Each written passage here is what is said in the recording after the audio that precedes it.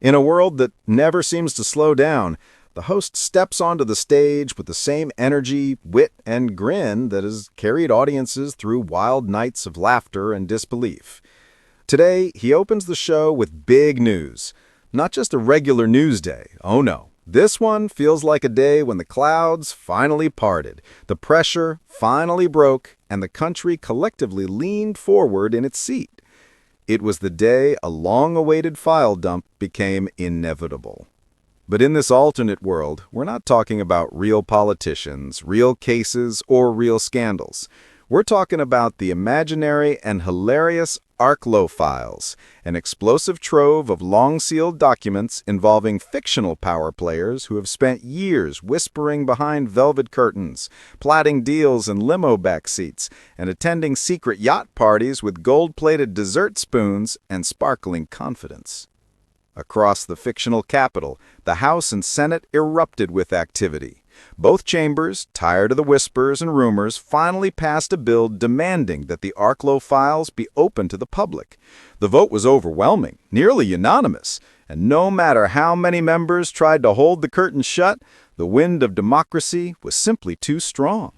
The lone no vote came from Congressman Grieve, a man known for suspiciously shiny suit jackets and a history of voting against things that make people happy. He claimed he was protecting innocent reputations, but this is the same man who once tried to pass a law banning decaf coffee in government buildings.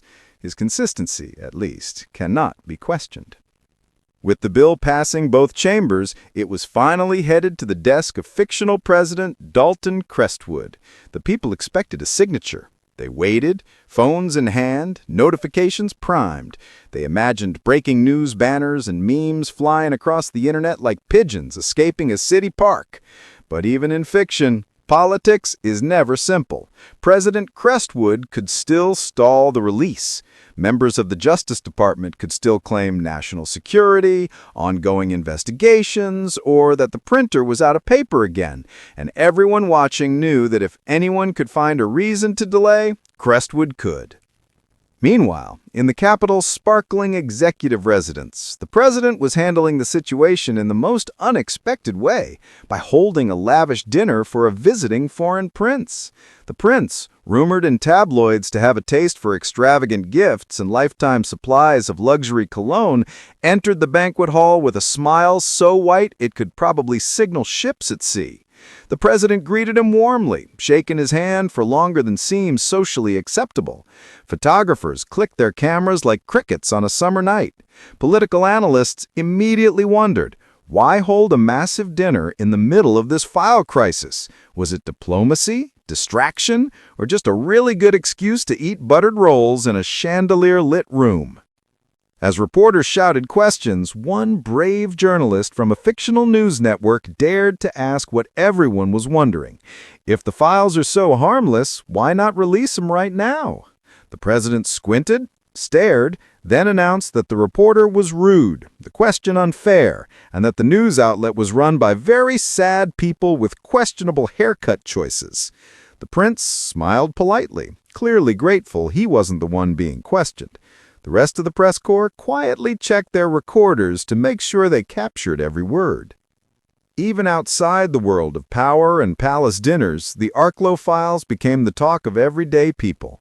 At coffee shops, barber shops, electronics stores, and fast food drive-thrus, strangers bonded over the anticipation.